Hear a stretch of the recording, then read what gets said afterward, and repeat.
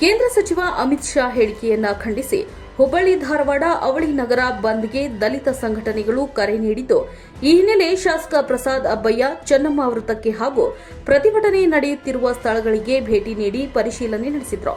ಕ್ಷಣದಿಂದ ಕ್ಷಣಕ್ಕೆ ಹುಬ್ಬಳ್ಳಿ ಧಾರವಾಡ ಬಂದ್ ಹೋರಾಟ ಹುಬ್ಬಳ್ಳಿಯಲ್ಲಿ ತೀವ್ರ ಸ್ವರೂಪ ಪಡೆದುಕೊಳ್ಳುತ್ತಿದ್ದು, ಹುಬ್ಬಳ್ಳಿಯ ಕಾರವಾರ ರಸ್ತೆ ಚೆನ್ನಮ್ಮ ವೃತ್ತದ ಬಳಿಯಲ್ಲಿ ಹಲವಾರು ಸಂಘಟನೆಗಳು ಬಂದ್ಗೆ ಬೆಂಬಲ ನೀಡಿವೆ.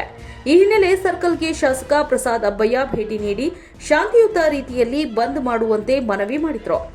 ಇನ್ನು ಬಂದ್ ಹಿನ್ನೆಲೆ ವಾಹನಗಳ ಟೈರ್ ಗಾಳಿಯನ್ನ ಬಿಡುವ ಮೂಲಕ ವಾಹನ ಸವಾರರಿಗೆ ಎಚ್ಚರಿಕೆ ನೀಡಿದ್ದು, ಈ ಬಗ್ಗೆ ಪೊಲೀಸ್ ಆಯುಕ್ತರ ಜೊತೆಗೆ ಚರ್ಚಿಸಿ ಮಾಹಿತಿ ಪಡೆದುಕೊಂಡರು.